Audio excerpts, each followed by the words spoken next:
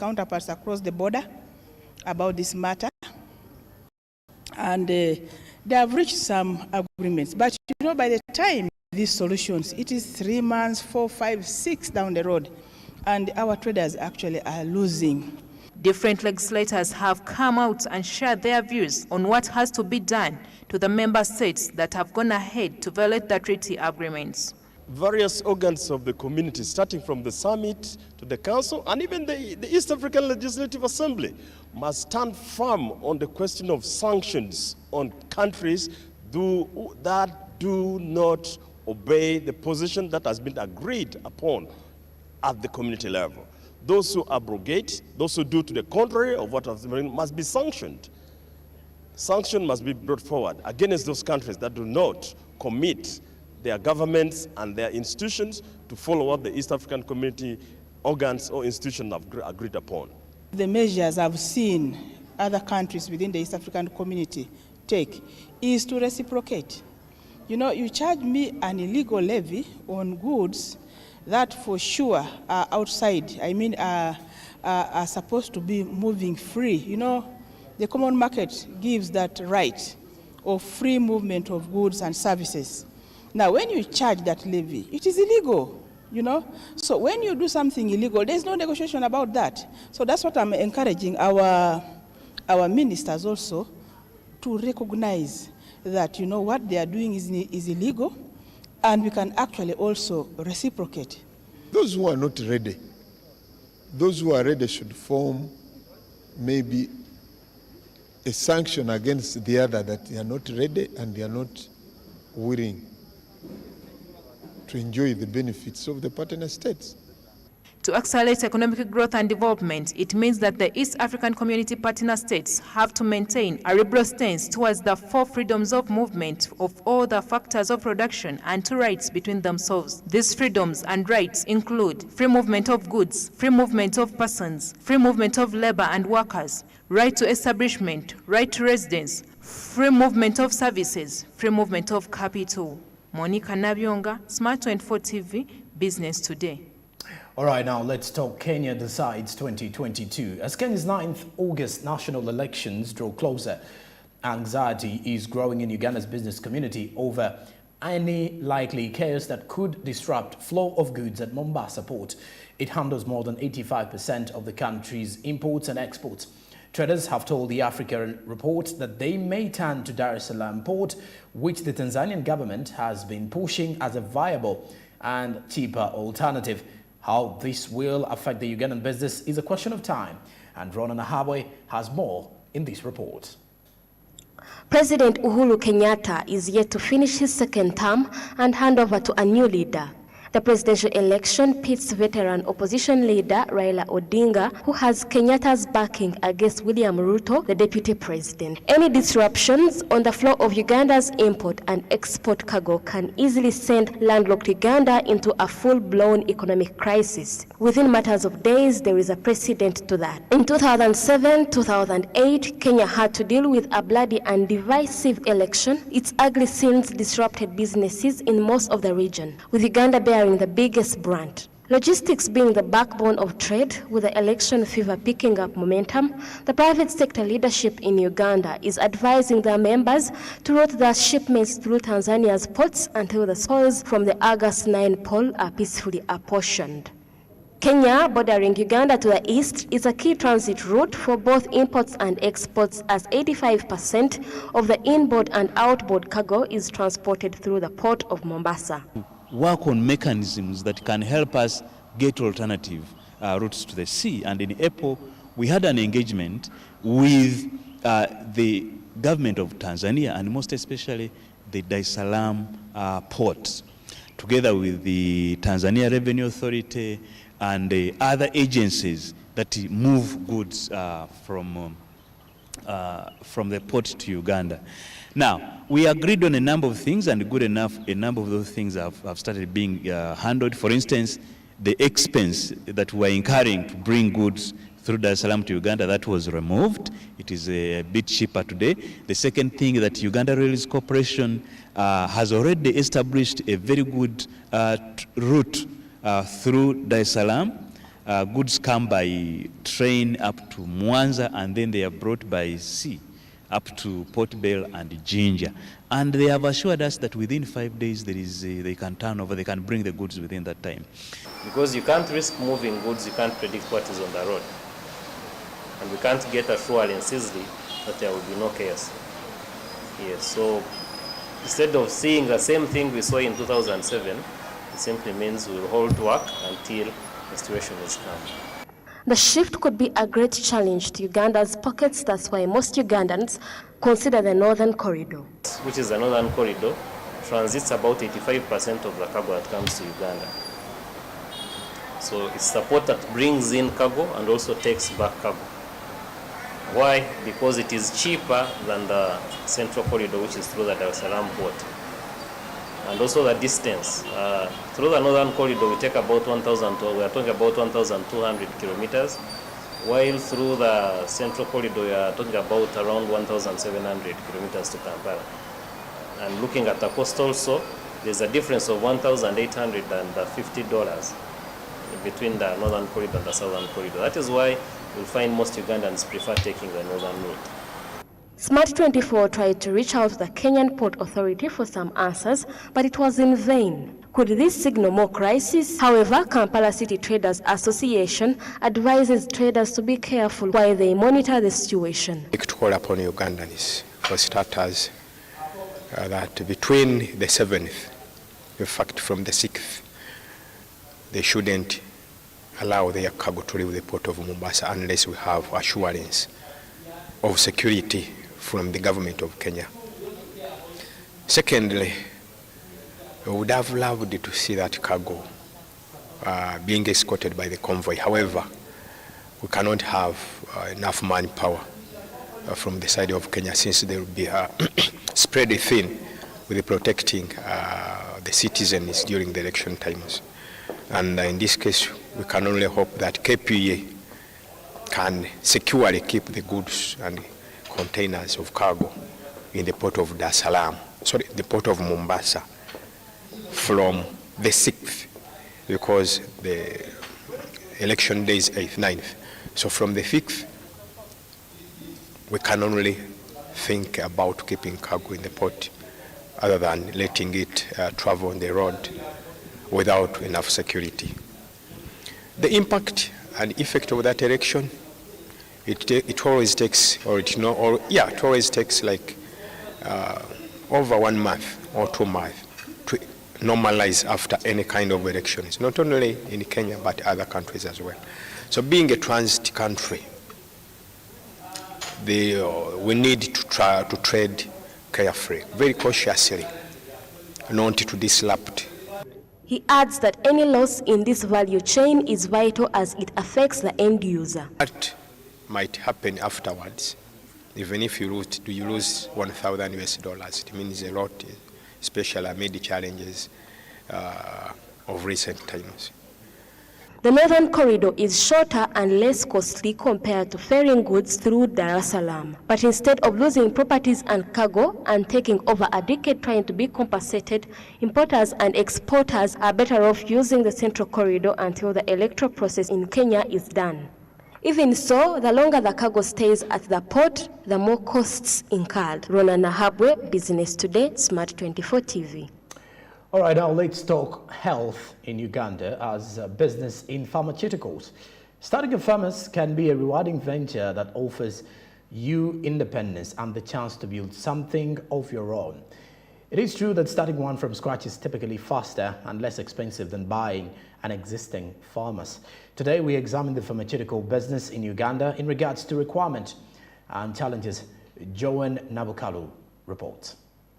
Unlike other medicines are highly regulated supplies with a potential to cause serious harm. That's why there is an independent regulatory authority, the National Drug Authority. It regulates the sale and distribution of drugs. Despite being non-medics, people starting and running successful pharmacy enterprises rely on input from experts in the pharmaceutical field to set up successful pharmacy businesses. Smart24 reached out to medical experts in this field who expressed the basics of starting a successful pharmacy. If you acquire your degree, maybe in Uganda, Kenya, Nigeria, or even abroad, when you get this degree, you are supposed to apply to the Pharmaceutical Society of Uganda. And the application forms you use are there on the website, on the Pharmaceutical Society of Uganda website, or you can pick them physically from the offices of the Pharmaceutical Society of Uganda. So when you fill in this form, there are some other documents that they ask you to attach.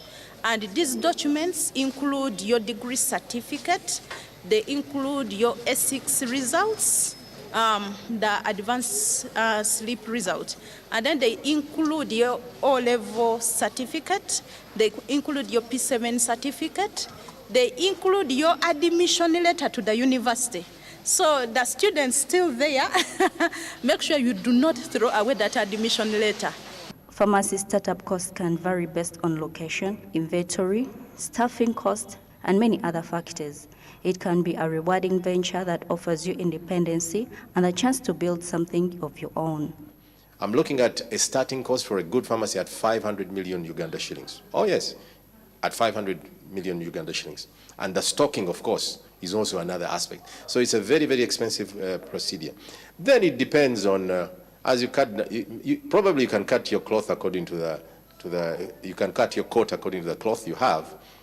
You could start with a small, we call it a drug shop, but those are usually in rural areas. They are not allowed anymore in Kampala or in the urban areas. For urban areas, you must be a registered pharmacist. And a registered pharmacist, you must make a pharmacy that fits into your technical profile. Despite the possible profit returns, the business is embedded with a number of challenges due to high cost of obtaining these medicines, since majority are imported. It's one of the challenges we face in this country. To be honest, there are very many people who cannot afford buying a full dose of medication.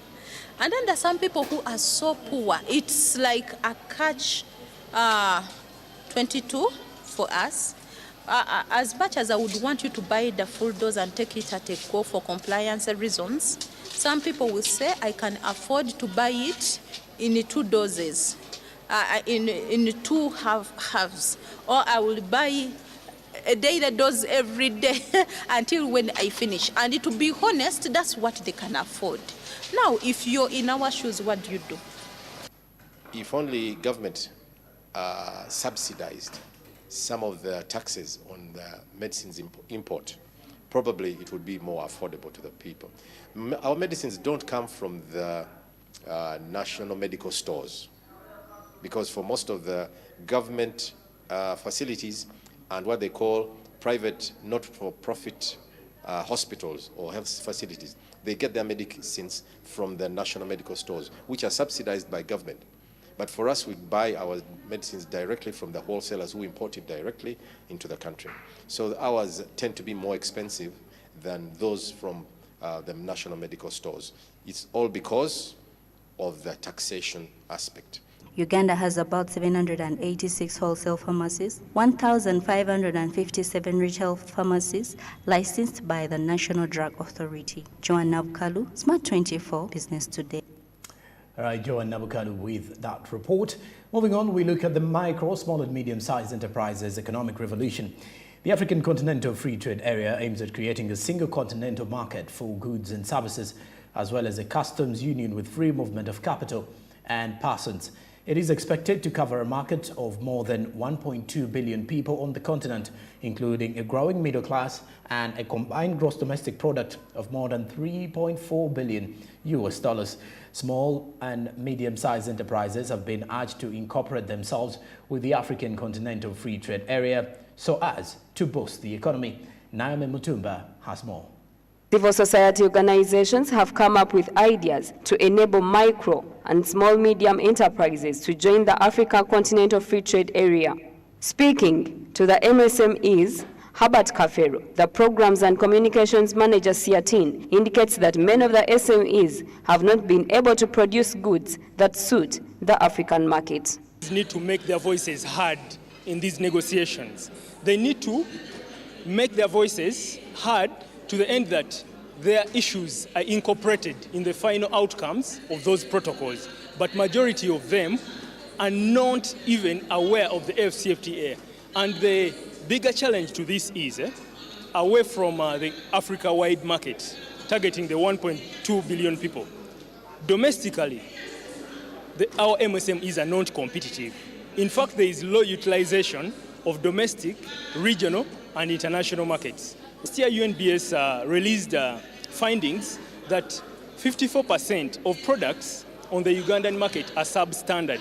Imagine if MSMEs can't comply with domestic standards. Do you think they will be competitive globally? I mean Africa-wide, continentally? That might be a bit of a challenge. He further urges all those in the MSME sector to utilize the available sources, including Ministry of Trade and the Uganda Export Promotion Board. Just to emphasize that the negotiations are in a phased manner.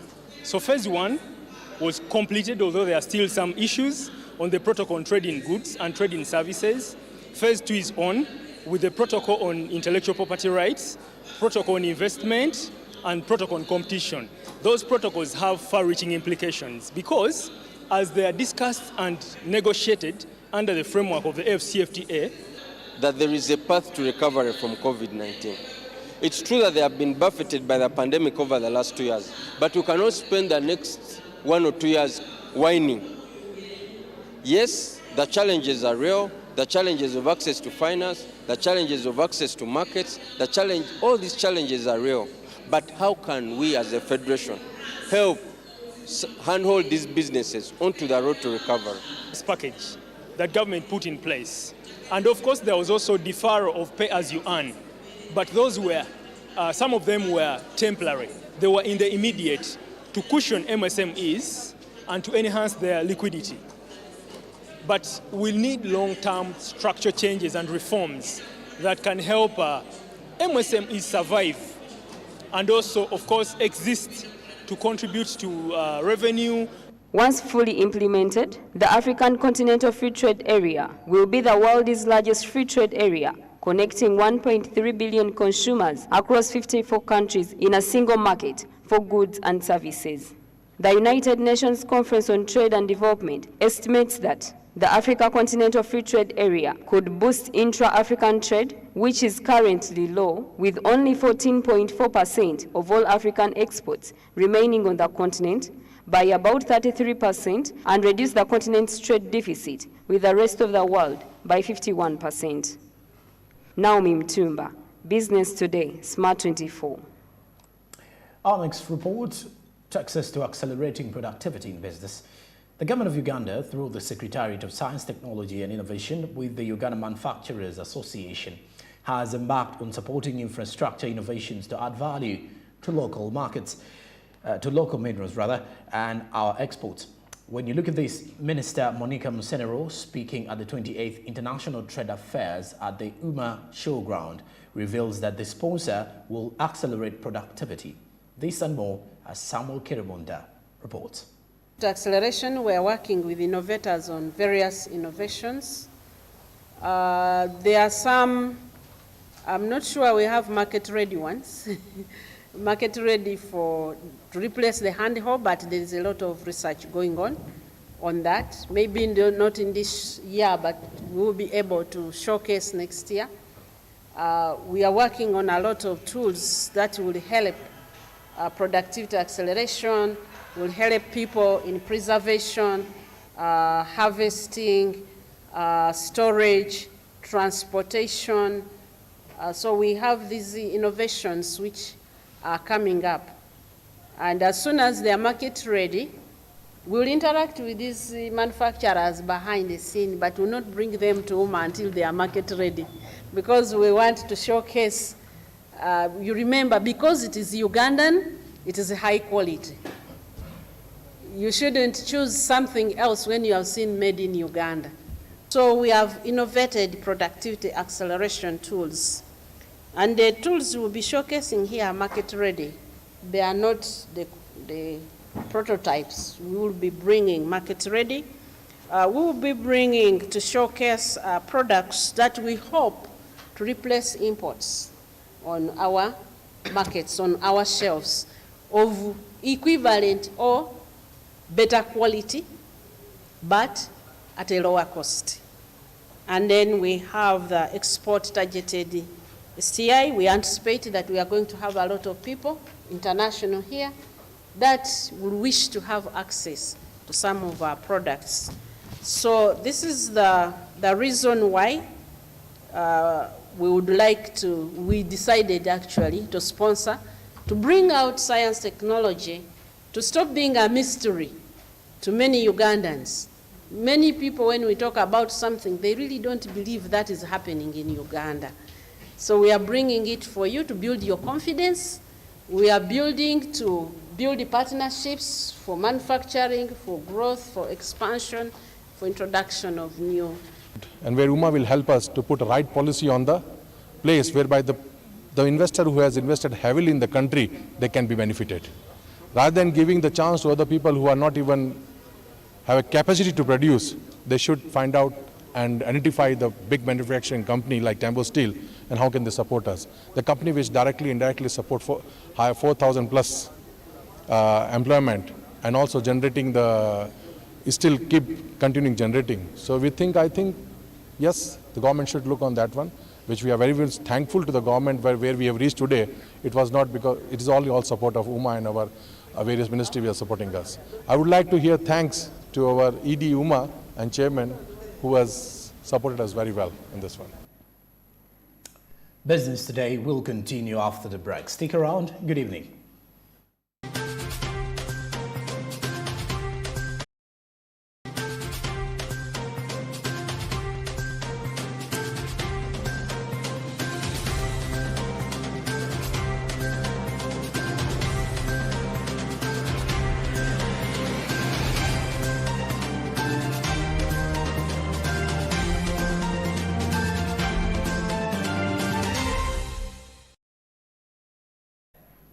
We'll be back from the break. Business Today does continue. Now we look at investing in the housing sector. Uganda's current housing stock is estimated at 5.28 million housing units with an average household size of 5 persons. The national occupancy density is estimated at 1.1 households per housing unit. The housing sector on average accounts for 7.5% of Uganda's gross domestic product.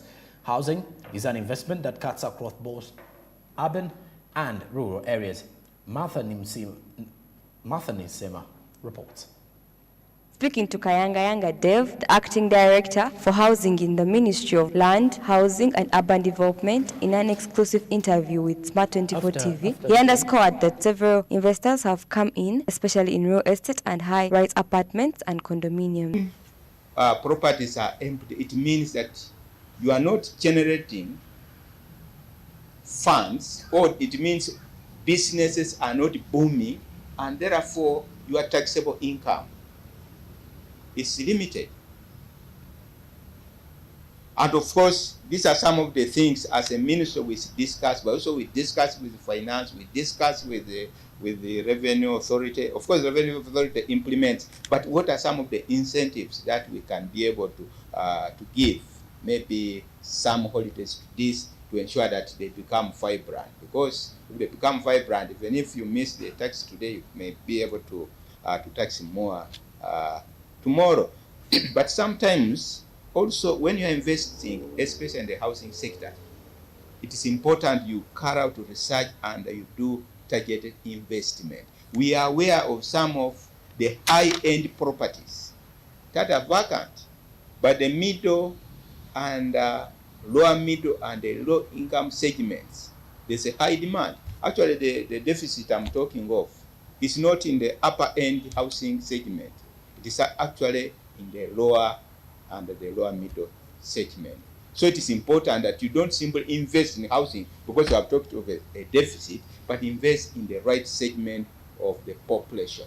Kayangayanga also highlighted how Uganda Investment Authority has supported the sector. Best is Uganda Investment Authority in supporting the housing. Is there any law to regulate housing in Uganda? Uganda Investment Authority, of course, is the investment arm to attract investors in the country. But for us, when we talk of housing, it is across the entire country, both urban and rural areas.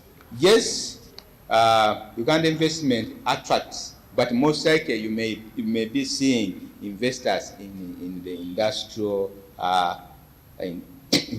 locations. But we have a number of investors who have come in, especially in real estate, and especially in the high-rise apartments and condominiums. And all of these are part of the overall investment. I think what's the... Martha Nimsima, Smart 24 TV, Business Today. All right, now we talk social media on business growth. Digital transformation is in full swing in the country. Accelerated by the events of 2020's lockdown, this wave of transformation marks a turn of the tide in how businesses and consumers view, use, and value social media. While traditional marketing and advertising methods are one-way media where brands rely on their monologue to win over a consumer, social media empowers dialogue and gives consumers unique opportunities to engage. Ugandans have been urged to actively use social media when transacting goods and services in order to boost their demand. Bronia Katusime reports. As social media presence and strategy are no longer optional for any business, large or small, if it wants to prosper in today's digital environment. Having a large online presence increases not only the brand awareness, but also the authenticity of a brand. According to research, about 3.4 million Ugandans are active users of social media with an annual growth rate of 36%. For us, what we see from the business side, that the social media has been an advantage in that business people can share their products over social media.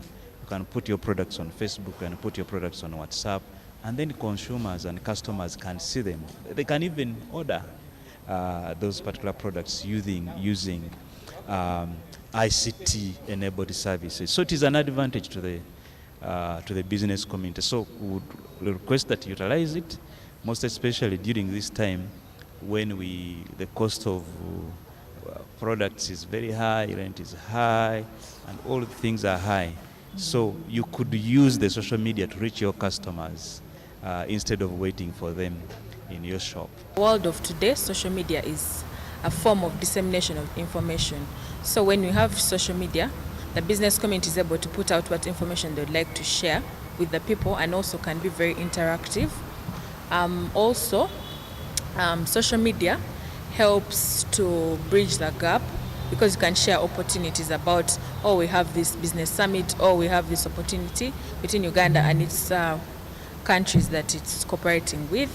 Social platforms, much of the time they are free. So it is one platform where people can get the audience, they can generate sales, and to companies, mainly startups, even those that are already established, it is an area where you can get what we call loyalty, where you get people that always come for that specific brand and to get all the services, all the products right from your company. So that is one thing that we could look at. And considering that most of these social enterprises are free, you find that it's a lot less costly, minus the internet charges, for one to advertise and to reach out to a bigger audience such that you can sell your products. Social media platforms have successfully bridged the gap between businesses and their customers. Social media can make big brands feel welcoming and accessible. On the other side of the spectrum, small businesses can use social media to reach larger audiences while also engaging local loyal followers. Despite its relevancy to the business community, different platforms have been instrumental in disseminating wrong information and other related evils. This perspective, I think, as I said, it really has no control. It can be used for bad business practices, like for instance, somebody misinforming your consumers about your product and misrepresents them in a negative way. This creates a problem. Now, if you have the normal press, the normal media that we're used to, if somebody puts out wrong information, you really can raise this and go to a court so that you can resolve that problem. But with social media, who really are you going to deal with that problem? So there is that problem from the business side. But largely, I think it has made reaching consumers far much easier than it used to be. The negative impact of social media is sometimes it is used to share wrong information, or people share before finding out what is correct and what is not, which makes it difficult and which poses a negative impact on the business sector of Uganda. About 4.55 billion people use social media, which provides a massive audience for one to market anything to anyone, helping brand awareness levels to skyrocket. Bronia Katsime, Smart 24 TV, Business Today. And there you have it now. Business Today heads to the Coffee Court. Tonight is Coffee Court.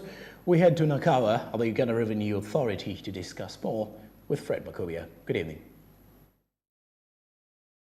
Our core mandate as a business channel is to drive business from morning up to morning. We want to say thank you for joining us. This time around, we'll be delving so much into the department of the Single Customs Territory, which is one of the other critical departments under the Uganda Revenue Authority. Now, this discussion comes at a time when we are winding up the financial year 2021-2022 and also transitioning into another financial year 2022 and 2023. We want to discuss and find out the role of the Single Customs, why it was initiated, and how far have they performed. And that and more, to help us discuss this, is the Commissioner in charge of the Single Customs Department, Abel Kegumire. Commissioner, it's a pleasure and thank you for joining us. Oh, pleased to meet you. Welcome to URA Smart TV. I'm happy to speak to you on the Single Customs Territory. What is this Single Customs Territory? The Single Customs Territory, as it is in the word, Single Customs Territory. It basically means that the East African countries, we call them partner states, through the heads of state, which we call the summit, decided that it will be one territory. That means that you may have borders, but in terms of clearance of goods, under what we call a customs union, because we are in a customs union, all the East African countries, there will be no borders. So it means that when goods come and they are imported into East Africa and they reach the ports, now like the border of East Africa here would be Mombasa. True. The border of East Africa would be Dar es Salaam. That's true. The border of East Africa would be a border between South Sudan and Sudan. Between a border now like EAC, now we have DRC has joined. A border between DRC and Congo, Brazzaville. Okay. So that would be the border as you enter East Africa. So Single Customs Territory means that if goods come and are entering any East African partner state, they pay at the first point of entry. I don't know that we are together. We are together. You either decide to pay at the first point of entry, and we shall not charge you any costs that you incur between that port when you entered from and when goods enter your country. If they are going to Juba, we stop charging. Juba will stop, South Sudan will stop charging you when you are in Mombasa. If they are coming to Kampala, we'll stop charging, we start charging you from when goods arrive at the port of Mombasa or Dar es Salaam. So that's the meaning of the Single Customs Territory. Before, you would just come and we start charging you when you reach Malaba and Busia. South Sudan will charge you when you reach Elegu or Nimule. Okay? Congo will start charging you when you reach Mpondwe. But now, all the costs that you incur for the goods you have imported, we start charging you when they reach Mombasa or Dar es Salaam at the ports. So that's the big difference in the single customs territory. So whatever happens to your goods now between Mombasa and Kampala, it's like they have already entered your house. Okay. I hope I've tried to do that. We have to now, be clear. then under the single customs territory, we also have what we call transfer of goods. So we no longer call them imports. If goods are manufactured in Kenya, let's say Thika. Thika has many industries in Kenya, or Nairobi, or Mombasa, and you just transfer, and they are manufactured in Kenya. Or you manufacture them here in Uganda. Murwana here can manufacture batteries. Roofings can manufacture steel. So when you manufacture those in Uganda and you are taking them, let's say, to Rwanda, it's a transfer. You're transferring them from one partner state to another partner state. So like when you move goods from Kampala to Mbarara, before, that's how it was. You would move goods, people come and buy from Kampala and you take them to Mbarara. Now you are bringing them from Nairobi to Kampala, from Nairobi to Kigali, from Kampala to Kigali, from Kampala to Kinshasa, to Juba. So it's called a transfer. So those are the two dynamics under the single customs territory. And we have different regimes that we use. Okay. If they are coming from outside countries, of course we will charge you cost, insurance, and freight. If they are being transferred from Nairobi to here, there are no taxes. You're just transferring goods from Nairobi to Kampala. So you don't have to pay taxes for what? So why the taxes on the other side, since all these are members of the East African community? Which taxes now? The ones you earlier on mentioned. The taxes we charge are now for those which have come outside the East African community. Okay. We charge import duty, we will charge you VAT, we will charge you withholding tax, so we will charge you those taxes because goods have not been manufactured within the East African region. Okay. So those are those taxes. So when you find me as a Commissioner of Customs, I'm collecting international trade taxes. So when I'm collecting international trade taxes under the single customs territory, I'm collecting taxes for goods which have been imported outside the East African region. So how has this eased the business? Yes. It has eased the business because now you can see there are no more disturbances. One, our officers would wait for goods to arrive in Uganda. Now they are in Mombasa. They are in Dar es Salaam. We are planning to deploy in Kinshasa. We are planning to deploy in Juba. We are planning to deploy in all the capitals. So our officers no longer have to sit here. If you were around those days of the East African community before it broke down, this is where we are going now. We have about 40 staff, 45 staff in Mombasa, in Kisumu, in Eldoret, in Dar es Salaam, in Nakuru, in Naivasha. So you can see, we have deployed, we have a whole division in customs called external operation. There are concerns from the business community with all the number of staff that you've mentioned. Why the delays at times? I think it has eased. Maybe the business community need to know that it used to take 18 days for you to clear your goods from Mombasa to Kampala. Kampala, 18 days. You ask them now, it's taking 3 to 4 days. Why? Because you have a single document. You have a single document. So now you capture once, we call it a WTA, and it is recognized by all East African countries. Okay. You come once. Now before you would capture in Kenya, Kenya finishes their process, then you come to the border on Kenyan side, they also finish their process, they come to Ugandan side, finish their process. You're taking almost 18 days to get a 1x40 container in Kampala. in Chikubu. Now ask them. 4 days, maybe they want 1 day, but still 1 day is not possible because even the truck has to move, maybe if it is by air. But I think the single custom territory has been a game changer.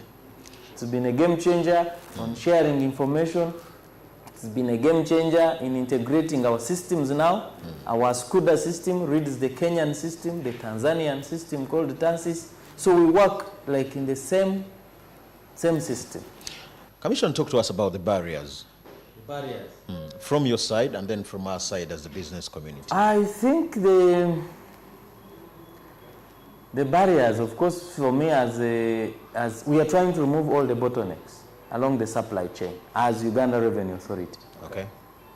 Because the barriers would be customs has finished their job, then other government agencies are interfering with the goods. What are these bottlenecks that you're So the bottlenecks would be like way bridges. No, you have to stop at some way bridges, security checkpoints, multiple inspections. Those are the barriers which should impact, who were impacting the traders. But now, when you pay your taxes in Mombasa, you pay from here. You don't have to go to Mombasa and pay from Mombasa. You just go to your bank and pay taxes. Money will be reflected. Officers in Mombasa will release the cargo. It goes to your shop. Direct away. Yes. The truck goes to your shop because you have paid taxes. The officers have verified you in Mombasa. Those days you would have first come, they verify you. In Nairobi checkpoint, they check you. The way bridge checks you. Then, you know, it's a long process. So now we are saying, pay your taxes at the port. You have your parking list, send your documents. The documents are normally sent through the clearing agents or by mail or by courier, or you capture them in the system.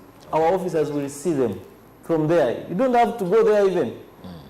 Maybe you appoint an agent who will help you to do the verification, and the truck will come to your shop. This was not before. This was not before.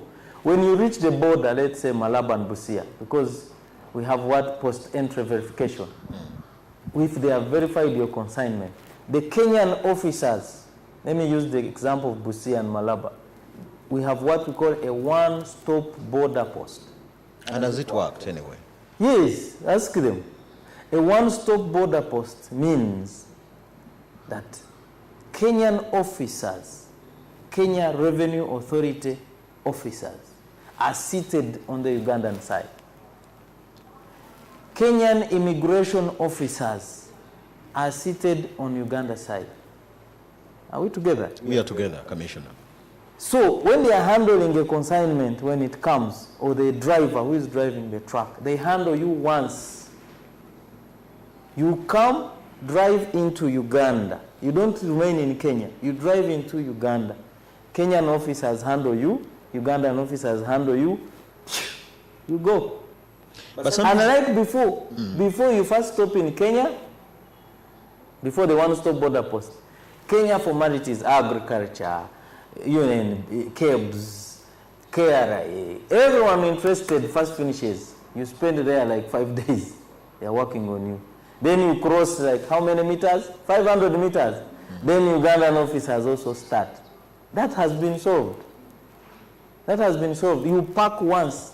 If it is coffee and we are exporting, you don't stop in Uganda. You stop on the Kenyan side of the border.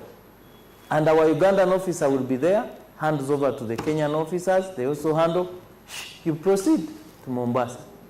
So what are some of the barriers that emanate from us now as the business community? I think what I'm seeing the traders, what we request them to do is to delays in payment in the port especially. Okay. They give us about 14 days. There used to be 9 days. We lobbied and they gave them 14 days to keep their goods after they have arrived. So our traders sometimes take long to clear. So you find them, they are being charged some storage charges, extra. You keep a container in the port for almost 30 days. Then you find you're paying more extra money. Yet you could have avoided it within 14 days. That's one thing I'm seeing. Then the other one is the the kind of trucks they use when they are coming. They get a lot of breakdowns along the way, then you find us going back to resolve them. You find the truck taking longer. So we find some have no TGL, they have not paid transit goods licenses, then you have to stop them, first pay road user charges. Those are some of the impediments I see. If they were paying on time, using the right clearing agents, they would have it would be a smooth flow for their cargo. Okay. And another thing is around the documentation.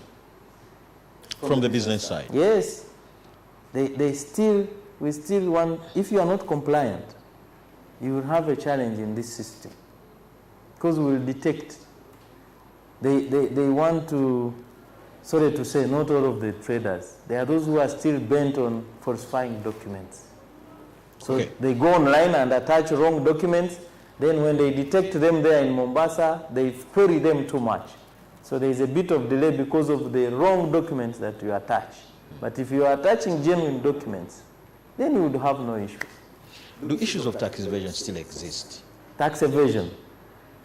They have been existing since time immemorial, but we do our best to stop tax evasion. And that is part of them. Falsification of documents is tax evasion. Sure. Yes. Because you know you bought your things at $20,000 US. You want to pay $5,000. Isn't that tax evasion? Because we base on the value of the goods to compute the taxes. But you partly play a role in the verification, Commissioner. Yes. Maybe your team. So when we verify, that's when we detect them. We detect them and penalize them. We penalize them under Section 203 for falsifying documents and attaching wrong documents. And I think that's how they do it, through the gazetted borders, through the normal system. So we have about 3 areas of tax evasion. One is through falsification of documents. Okay. The other one is outright smuggling. Outright, someone decides to bring a whole container without even paying a penny. How they do it? They can use panyas, okay? They can use panyas, risking. And they use panyas, you might get them, you may not get them. There are those who want to pass through the normal way, but again, they don't capture all the items that are on the consignment. Okay. We have the other categories, the concealers, people who conceal. He says, I'm bringing shirts, when actually inside he says, I have raw materials. That's another form of tax evasion and smuggling. But so how do these occur? You have officers on the borders, well-trained and deployed officers. So how does this happen, Commissioner? It's like when you're at home and you have your house, you have a guard and you even have a dog, but the thief still goes into the house and steals your goods. That's exactly what I can explain it. Officers are everywhere, they're at the borders, but a smuggler is like a thief. I would categorize them as a thief. They just find the way of somehow sneaking through. But we've put systems in place now to stop smuggling and tax evasion. It is going to be hard, very hard for them, because we'll get to know. We'll get to know. Is it just Tell me how will you get to how? Because you have a single document. The truck is now, the weigh bridges in Kenya are linked to the Ugandan weigh bridges. So we'll know whether you've passed the weigh bridge or not. You have what we call the electronic cargo tracking system. So on your container, we fix an e-seal, which we monitor from Kampala as you travel, as you move. So tell me how you're going to steal that container. We will be seeing you. When you reach the border in Malaba, you have what we call X-ray scanners at the borders. So every truck has to go through the scanner. So it takes a picture of whatever you have in that consignment. Again, tell me how you're going to lie that I've put raw materials when actually they are shirts. We will see, because the picture will come out. And we control it from the headquarters, so you don't know who is seeing the picture of your. Now we have installed what we call smart gates. So if you change the number plate you want to smuggle, still the number plate will come. Automatic number plate recognition at our borders, Busia and Malaba. So technology has helped us now reduce on tax evasion. How much is lost in tax evasion? It's not much. Every month we get about 1.5 billion. That's not too much? Yeah, considering how much is expected. And it's a lot of money. Every month, 1.5 billion is what we lose in tax evasion. And want to push it down, push it down. It used to be around 3 billion. Around 3 billion about 2-3 years ago. Now 1.5, you see, it's a reduction. So if we can push it down, down, but now we are seeing it's not through containers. It is through these panya, porous borders. These things come back, across that Busia stretch. As you get 1 or 2 things cross the border where we are, where we have no presence. That's why it's accumulatively it comes to about 1.5 in terms of recovery. And we think our systems are now able even to detect before you even leave the border. Those days you would detect from Chikubo. Now we detect from the border. That shows our systems are efficient and our intelligence. Commissioner, in your preamble, you talked about issues of the clearance and forwarding agents. I understand you certify these people. So how do all these things happen if you are the person that certifies them? Okay, the East African Community Customs Management Act allows us to give a license to a clearing agent. So we work with a clearing agent, and it's an annual license. So we give them an annual license based on about 2 or 4 factors. One is that they must have a place of abode. We come and visit your premises, your office. Like you've seen my office. You have clear systems, you have staff, you have enough office space. Either you are renting or it is yours. You have enough equipment, computers, you have staff, you have a personnel, you are structured basically. Then that is very key for you to become a clearing agent. Secondly, you need to be established. You cannot be just localized because the goods come from Mombasa. So we ask, do you have a branch in Malaba? You have a branch in Mombasa, in Dar es Salaam? Because goods will be cleared along the chain and traders want to use you because you're known. Then we give them what we call key performance indicators. There is no clearing agent who works without passing key performance indicators. And some of the key performance indicators include, there should be, you should clear your consignment after assessment within a certain period. So that the client is aware that my consignment has to be cleared within 24 hours after I have paid taxes. If you clear after 24 hours, you don't have a license. It's a contract. Key performance indicator is what we make with them. And before we license them, they go through tests every year. Because it's an annual thing? Yes, they do tests. Call them assessment tests. We give them questions. And if you have any offense during the year, you created an offense, or you wanted to cheat, or the taxpayer wanted to cheat on behalf of the taxpayer, you don't have a license the next year. That's how strict we are. If that was the case, then we would see many clearing agents, their license would be cancelled, because we hear many issues coming out from the business community about clearing agents. Oh, maybe those are wrong agents. The agents we have, they have certificates. They have certificates. It's like when you see these, they are getting organized. We are trying to even organize them. They have certificates, and they even have, if you want to hire a clearing agent, ask them, where is your certificate? Show us how you passed at URA, because we give them a report, like you give a report of their performance. So you hire them. Now, the ones we are talking about could be brokers. There's a difference between a broker and a clearing agent. I don't license a broker. You license a clearing, customs clearing agent. I even give them access rights to the URA system. So every year when we license, we publish in the papers. So you as a trader, go to that list which we publish and say, oh, this one has been certified by Uganda Revenue Authority. We are going to work with this one. Is it from the Uganda Revenue Authority, particularly from the docket or the single customs authority? This is the coffee court where we ask the hard questions. My name is Fred.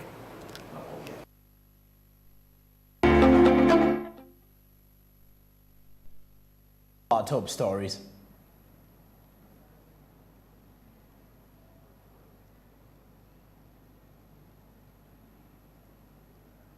Maritime cargo to hold transit ahead of the upcoming elections to avoid losses. MSMEs urged to utilize opportunities in Africa trade zone to maximize their profits. Uganda is expected to have 3 million more housing units to manage the growing population.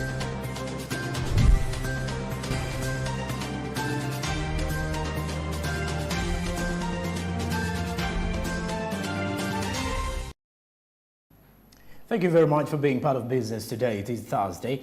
I'm Jerome Paul Sonko with Winnie Buyinza Nakauchi on sign language. Have a blessed night. Good evening.